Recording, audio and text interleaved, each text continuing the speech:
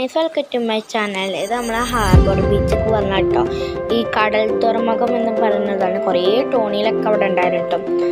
ഇതിൻ്റെ കുറച്ച് കുഞ്ഞു കുഞ്ഞു പിക്കുകളൊക്കെ എടുത്താണ്. ഇത് സൂര്യൻ അസ്തമിക്കുന്ന മുമ്പ് എത്തിയോണ്ട് അതൊക്കെ എടുക്കാൻ പറ്റി.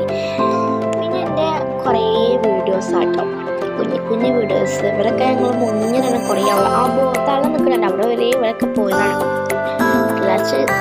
വന്നവർ